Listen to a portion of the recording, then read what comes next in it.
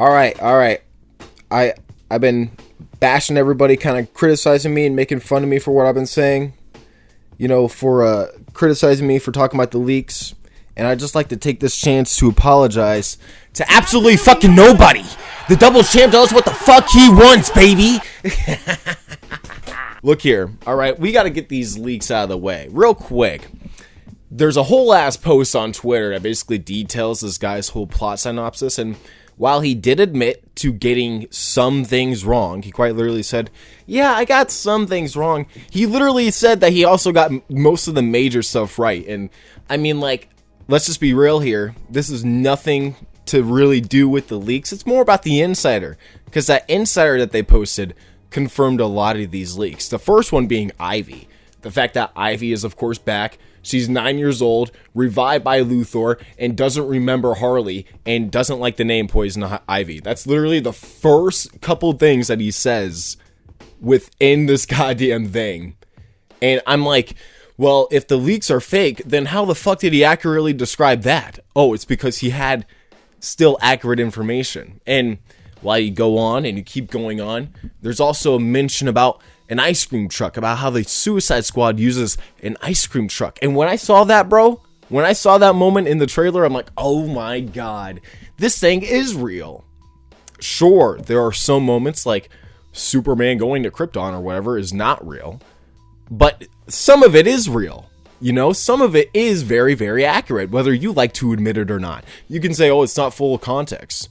But, I mean, they give us enough where we could fill into pieces by ourselves. And he tried to do that himself. And maybe that's not a good idea, right? And it's not a good idea to go and jump to full conclusions. But when you have a general outline for the whole fucking story, this has nothing to do with the NDA beta, by the way. Completely, separate from whatever the beta is. This is from, the trailers and the leaks and, like, all that type of stuff. So when you go in and look at that, a lot of this is still accurate. Like, most of this is still accurate. So when people are telling me that I'm not right, or I'm not saying things that are accurate or right, or I'm talking about false leaks, one, people try to use my copyrighted claimed video where it got taken down, like, oh, you talked about leaks. This thing is still up, dude. It's been fucking on since the 17th. I've been seeing Joker pictures all day now. Not a single one of those images or leaks got taken down. So it kind of seems odd that me, with my negative opinion, got taken down. Even though I didn't show any leaked footage or any content, but these guys can have full posts about the leaks and whatnot. It's very bizarre. So, people can talk about that, but then the rule doesn't really apply to everybody at some points. And then when you also go on and you look at the history of WB and what they do to YouTubers, they usually silence criticism, just like how Naughty Dog did.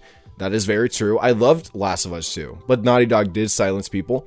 And I'm sure a couple of other companies have done that too. I mean, it's not a big shocker here. They could try to use the leak thing, but there's no legality to this, and there's no real reason to take down certain videos. When leaks are still on here, and there's another thing too, is that people are like, well, the leaks are fake. Then why did my video get taken down? If my video got taken down because I talked about the leaks, then why did it get taken down if they're not real? That's not fucking logical. You know what I mean? And again, a lot of this, whether you like it or not, is technically public knowledge. People know about that. I mean, like, this post I'm looking at right now has like 500 likes, like 300 bookmarks, about 14,000 views. So 14,000 people that are interested in this game, even more, can go on Twitter, look up, oh my god, there's Suicide Squad leaks, and find those like immediately. So to blame me or to blame Slickmon for spreading leaks, it's not like we're the one that data mined the goddamn thing. It's not like we're the ones that are coming out and technically, going out of our way to make sure people know about this. We put in the videos and make sure people know that there's spoilers. And if you don't want to know about it, don't watch the video, basically, in many ways. We tell people that. And it's hard to make a claim that what we did was technically illegal or wrong. So, overall, these leaks are incredibly accurate. All of the listings that he had, every plot synopsis is very, very accurate. Sure, there are some things that might not be right or some things are out of context, but I mean, like, 70% of that is true. 30% of it might be out of context, but he even admitted to not really paying attention. And I'm sure he was really excited too. I would have been the same way. I would have gotten at least like 50 details wrong from this. So it's kind of like hard to say that it's fake and it's not real and you can't really take it and you can't look at it. Well, it's everywhere. So we are looking at it whether we like it or not. And we're allowed to talk about it under the First Amendment from what I understand. And also, when you really do look at it, like, this is kind of sad. It is really sad for the developers. I don't want their work to be put out there. You know, I don't want all of their work to be put out. Like, this is literally the whole story put onto to the internet. Everybody that wants to know about what's going on in the story can probably look at this and see the general plot, what might be happening in this game, and go, wow, okay. I might want to buy this game, or I might not want to buy this game. I feel like a lot of people are not wanting to buy this game. I think it's not going to sell as much as Arkham. And I can actually like almost guarantee I would put my entire savings onto the fact that this will not sell as much as Arkham Asylum or Arkham City or Arkham Knight. None of them. And it's might make more money because now games are $70 and they might have a bunch of microtransactions for all the cosmetics. Yeah. Obviously, it's going to make a lot more because of the fucking microtransactions and the, you know, what they're going to be doing to rip as much money out of your pocket as possible. But besides, you know, all that stuff, I just don't see the base game itself without all of the microtransactions and the quotas they're trying to hit. You know, as soon as they hit their quota, they're going to take the game offline and stop, like, doing live service stuff, right? I mean, even here, they even have the live service for the future. I'm not going to say what it is. But they're already going to talk about it in the next Insider. But we already know what it is. It's already been leaked. So we already know what the future of the content is. And I guarantee that most likely will be the only type of content that we get. Is that type of content that got leaked. And from my point of view, very lazy type of game developing. And very shoddy work from Rocksteady, who have a great, like an incredible freaking roster of games in catalog, but are making a looter shooter, which doesn't feel up their alley. And I'll continue to say this until the game comes out. If you don't like that opinion, I don't know what else to tell you. That's on you. Honestly, if you don't like that, you can go ahead and try to debate that in the comments below, but I don't think it's going to sell as much as Arkham. I think the leaks are really detrimental to this game.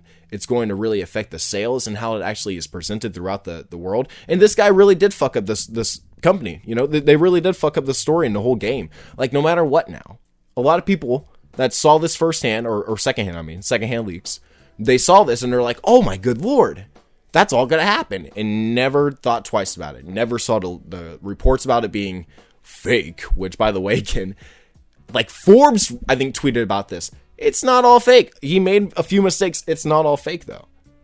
But whoever that guy is that saw this the first time and never thought about it ever since until the game comes out, he's gonna be like, holy shit, all this crazy stuff it's gonna happen, you know, and it's gonna be detrimental to the game, or he's already gonna know what's gonna happen in the game. Or again, the people that saw the leaked audio and the leaked stuff like that, they're gonna realize, oh my god, this is all real. Kind of like what happened to Joel in The Last of Us. Like, bro, I'm not gonna lie to you. When I saw all the memes, there was a whole ass like meme catalog of Abby before the game even came out. Before I even knew who the fucking character was, before I even knew what her motives were, before I even knew that she wasn't a trans character, because everybody was like freaking out about the trans character in the game, and all those leaks were accurate and whatnot.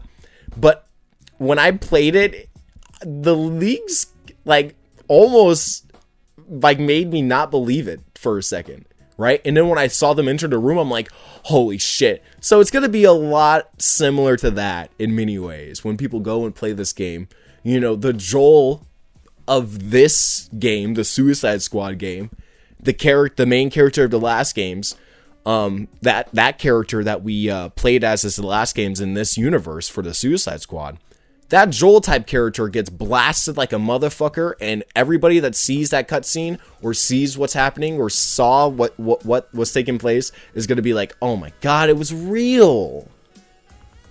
And you know, he said there's some things that recontextualize the game and recontextualize what he said, and I'm very excited to see that. You know, overall, I can't wait to see the story. I think the story is going to be phenomenal. Hold your horses. I didn't mean phenomenal in a good way.